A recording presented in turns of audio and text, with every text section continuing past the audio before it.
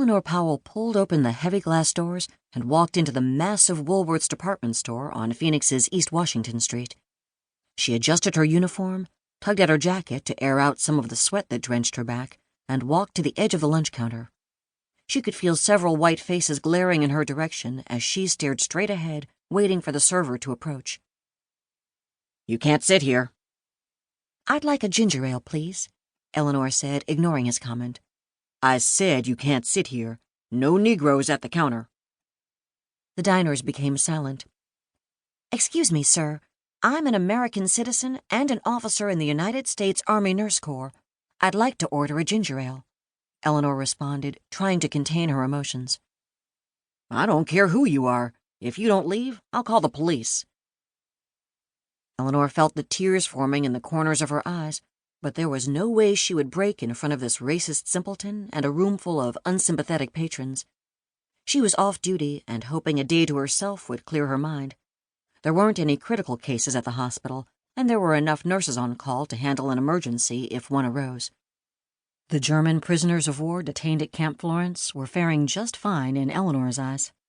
In fact, they were treated better by Arizonans than were African Americans wearing U.S. military uniforms. All she wanted was an ice-cold soda. The temperatures in Florence were well over 90 degrees, and the hour-long commute to Phoenix made her delirious with fantasies of sipping a cool drink at the downtown lunch counter. The United States Army Nurse Corps clearly hadn't considered ventilation in their uniform design. The sturdy jacket and skirt and hat, along with the long-sleeved blouse and nylons, were a torturous ensemble in August. Elinor saw a menu on the counter, picked it up, and threw it on the floor before storming out. If a glass had been sitting there, she would have thrown that instead. She didn't know where she was going. Her legs and brain hadn't connected yet, but she felt the tears falling off her face, which made her more enraged. There was a small restaurant not too far away. Elinor walked in and pretended not to see people stop talking in mid-sentence when she approached the counter.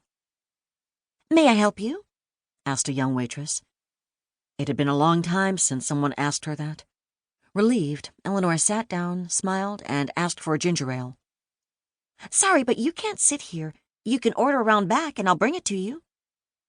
Several seconds passed before Elinor silently got up and walked out. There was no point throwing a tantrum. She had already done that today. She guzzled a soda she bought at an old convenience store and walked into a movie theater in lieu of the shopping she had originally planned to do. Maybe a movie would take her mind off the day's heartache. But when the usher escorted Elinor to her section, she gave up feeling hopeful about anything once she realized he was referring to where blacks sat.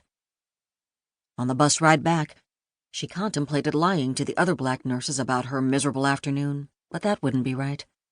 They would go to Woolworth's thinking they could get served, only to be told to leave in front of a restaurant full of people.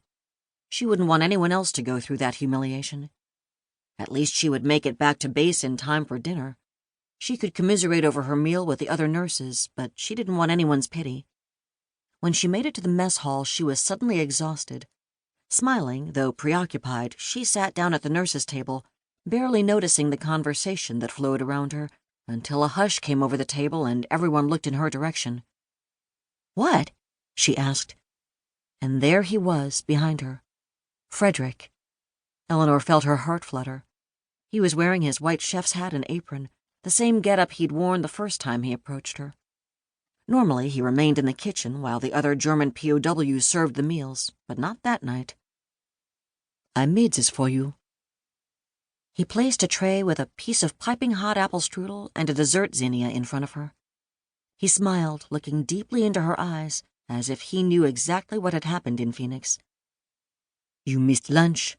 I'm glad you're back," he said. Then he turned and retreated to the kitchen. Elinor was so stunned that she didn't even get a chance to thank him. The other nurses giggled and started to pick at her strudel. She smiled. The day's degradation was suddenly a distant memory. She went to bed thinking about Frederick, who in one instant had made her feel like a human again, a beautiful, desirable human, something she hadn't felt since she enlisted, and something she knew she wanted and needed. A German, of all people, made her feel this way, a German in Hitler's army. 1. Elinor.